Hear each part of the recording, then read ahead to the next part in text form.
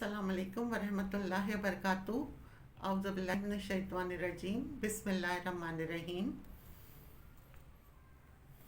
हम अगर अपनी ज़िंदगी का बेशतर हिस्सा अल्लाह के अस्कार, नबी सल्लल्लाहु अलैहि वसल्लम की दुआओं के साथ गुजारें तो हमारी ज़िंदगी इबादत में काउंट होगी। जदीद डॉक्टरी रिसर्च के मुताबिक, जो भी बिल्कुल नई रिसर्च आई है, उसके मुताबिक इंसान के सब कॉन्शियस में जो होता है, यानी लाशऊर में जो कुछ भी होता है, मौत के टाइम वही कलमा, वही अल्फाज उसके मुंह पर होते हैं। जो लोग ज़िंदगी में गाने गाते हैं, मरते टाइम उनके मुंह पर गाने ही होते हैं, उनकी ज़बान पर।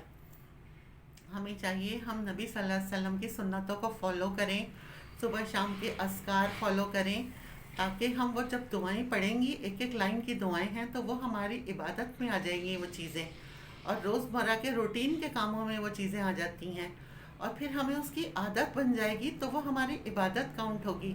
और फिर जब दिन रात भी हम ये सब करेंगे तो मरते टाइम भी हमारे चेहरे पर नूर होगा, और इंशाअल्लाह ताला हमारी ज़बान पर भी यही दुआएं होंगी, यही कलमात होंगी जो हमारी ज़िंदगी में शामिल हो जाएंगी। सुबह उठने की सबसे पहले दुआ है अल्हम्दुलिल्लाहिल्लज़ी अहयाना बादमा अमातना व इलैहिन नशूर। सब तारीफ़ अल्लाह के लिए है जिसने हमें मारने के बाद, यानी सोने के बाद ज़िंदा किया, और हमने उसी की तरफ लौटना है।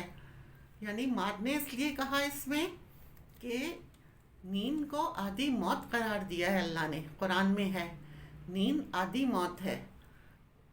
अल्लाह अकबर। तो यहाँ देखें कि कितनी प्यारी दुआ है ये। हम सुबह उठकर बिस्तर से सबसे पहले हम ये दुआ करें, इससे आगाज़ करें, तो हमारी इब्तिदाई इसी से हो गई, बिस्तर से उठकर।